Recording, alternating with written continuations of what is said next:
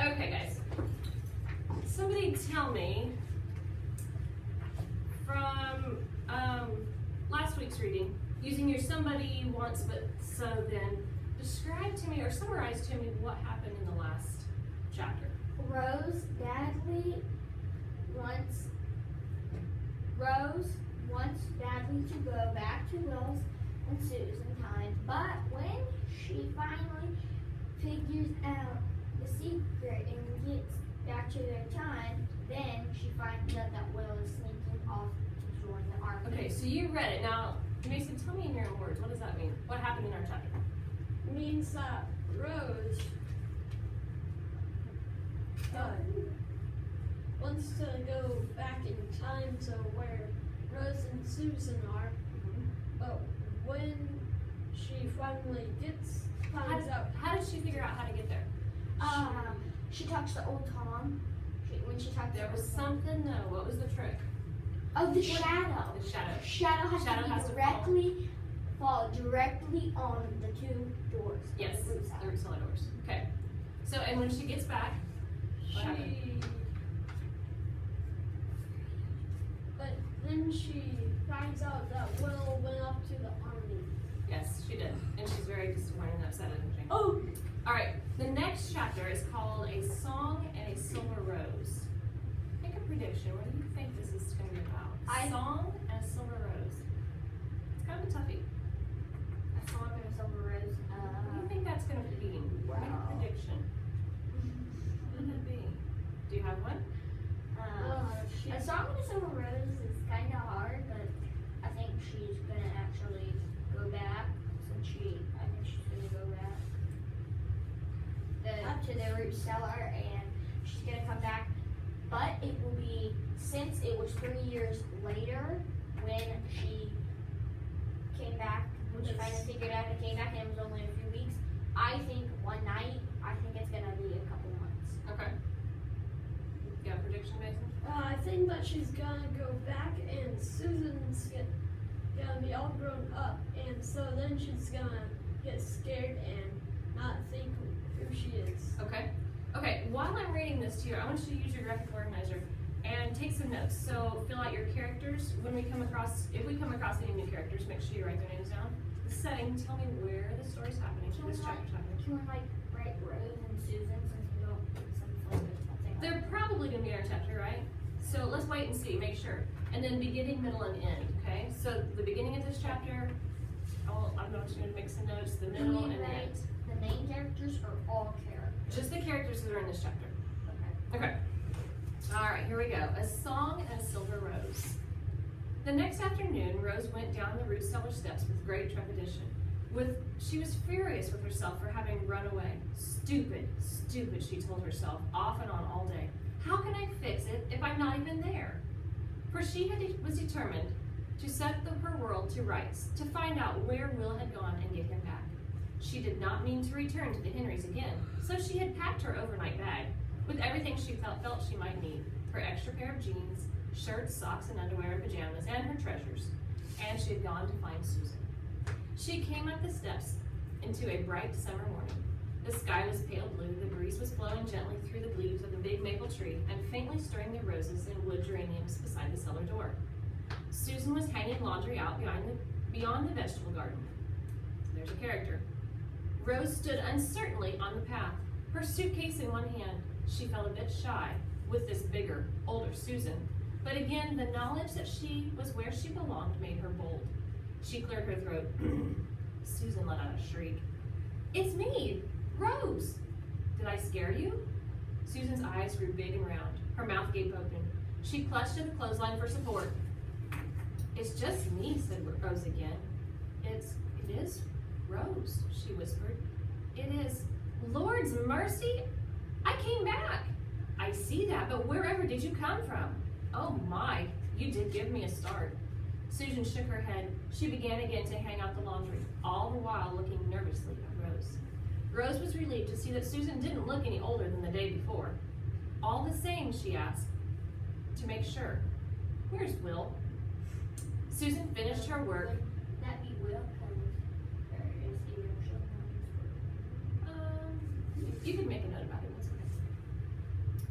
Rose was relieved to see that Susan didn't look any older than the day before. All the same, she asked to make sure, "Where's Will?" Susan had finished her work, but had not moved. She still watched Rose wearily. "Will's gone off, Rose." "I know that." "You know?" "I was hiding behind the tree and I heard." "You was hiding behind a tree?" "I came back to find you, and when I heard talking in the orchard, and it didn't sound like you, I was scared, so I hid." "When was it, Susan? How long ago, I mean?" "You ought to know if he was there." "I was here. Listen." And Rose recited to Susan a good deal of the conversation she had overheard in the orchard. To her dismay, it brought tears to Susan's eyes. "It's just we ain't heard from Will in 8 months," she said. 8 months? Rose was aghast. "How long ago did he go?" "It was a year in April." "A year? Has he sent letters?" "At first he sent them. He never told much, but then they was letters all the same. They told he was all right, and I've got them all saved. But there ain't been none since January, and the war's been over for 4 months now." "The war's over?" Rose searched her memory for the date of the end of the war. "What year is it now, Susan?" "It's the 16th of August in 1865, and the war's been done since April, and poor Mr. Lincoln shot dead in the theater, cold in his grave by now, and I still haven't caught that crazy Mr. Booth who done it. If you come from New York, like you said, how come you don't know that? How come you—" Susan stopped. She studied Rose intently. "There's something queer about you," she said, then added quickly, "I don't mean nothing by that. I don't think you're loony or something. It's just there's these things I can't figure out about you. You come here 3 years back. You said you was running away and you wanted to stay here so bad. Then quick as a flick of a cow's tail, you was gone. Will went to the house for no more than 3 minutes, and when he came out, you was gone, and we ain't set eyes on you from that moment to this. And here you are as though it was yesterday you came. And you ain't changed. Not growed, not changed, not a hair of you. You even got on the same clothes. It gives me the jitters." "I know," said Rose, remembering the day Mrs. Morrissey came through her bedroom wall. "I don't understand it either, but I did tell you, Susan. I did. I told you and Will when we was having our picnic over in the apple trees, but you didn't believe me. I do come from New York, only I come from New York more than 100 years from now. You have to believe me because it's true. It's 3 years ago for you, but for me, it's only 3 weeks. I haven't grown any because I'm only 3 weeks older. I didn't mean to disappear that day. I ran down into the cellar because I was scared, and then I got stuck, and it took me all this time to figure out how to get back. It was because of the shadow." Don't, Susan, don't," she begged, because Susan was backing away. Her eyes were wide with fright. "I'm real. Really, I'm real. Stop looking at me like that. It's just this thing with the root cellar." "What thing?" asked Susan, keeping a good distance between herself and Rose. Rose set her bag down. She looked at the open doors of the root cellar and said slowly, "Well, I think it's because of Mrs. Morrissey. I don't mean Will's mother. It's another Mrs. Morrissey. She started it, but I'm not sure she knew she was doing it. Anyway, she showed up one day. I came to live in this house, and she stayed until I found the root cellar. I told you about that. Then after we had our picnic, Will's mother scared me, and I ran back down into the cellar. When I went back up the stairs, I was at Aunt Nan's time. I tried and tried to come back, but I only found out today how to do it. There's this little hawthorn tree. It's like the one over on the other side of the creek. And when the shadow from that tree falls exactly between the 2 doors that lead to the root cellar, I can open the doors, go into the cellar, and come out in your time. Do you understand now?" "How old are you, Rose?" "I'm 12. You said you were 12 when you came here before." "I was. I keep telling you, Susan, it's only 3 weeks ago for me." "I wish it wasn't, because now you're 3 years older, and Will isn't here." She looked accusingly at Susan. In her frustration, she felt that it was somehow Susan's fault. "Anyway, she said impatiently. What we have to do now is find Will." Susan sat down on the ground, put her head in her hands, and burst into tears. Rose had never been with anyone crying before. She felt embarrassed and awkward, and after a long, fidgety moment, she put out her hand and touched the top of Susan's bowed head. Susan jumped back in fright. I'm going to stop right there for a minute. Can you explain to me, why would Rose act like she was really embarrassed when Susan was crying? Because she was. Because she's never been with anybody crying before. Because her grandmother was so uptight, perfect, and didn't show emotion. Yeah. What do you think, Mason? Same thing. Same thing. Since she's only lived with old people, her grandma, she probably hasn't been around other kids like that, just showing emotion. She always said that her grandma was emotionless, like she was just did the right thing all the time, and she never showed any care and compassion, did she? Okay. So Susan jumped back in fright. "You might be a ghost," she whispered, and suddenly it all struck Rose as funny. Mrs. Morrissey, herself, Will, the whole Henry family, maybe they were all ghosts. She began to laugh, loud, bellowing laughs, such as she had never before in her life. She laughed so hard she had to sit down, shaking with laughter. "Do I look like a ghost? Or feel like a ghost? Susan, I'm not a ghost." "You don't, and that's a fact," said Susan. She dried her eyes on her apron and smiled her wide, warm smile. "No, you ain't a day older nor a hair changed from what you was 3 years ago. And if you can get along with the queerness of it, then I suppose I can too." Then Rose told Susan again how she had found the root cellar. Together they marveled over the strangeness of it, and Rose told her how she felt that this world was where she really belonged. Then she said confidently, "I know Will's alive, somewhere. We have to find out where so we can bring him home." "We can't do that," said Susan. "We wouldn't know where to start. It's an awful big war, and them things can't be as easy to sort out as eggs and apples." Rose jumped to her feet. "Yes, they can," she cried. "Yes, they can. They can be if all you have to do is look in a history book for them. Back at Aunt Nan's, or in the library in Soames, or somewhere, there must be lots of books that tell about the Civil War. But Rose, them books, even if you can find them, they ain't gonna say what happened to William Morrissey from Hawthorne Bay, Canada West." "No, I guess not," Rose felt deflated. Then she brightened.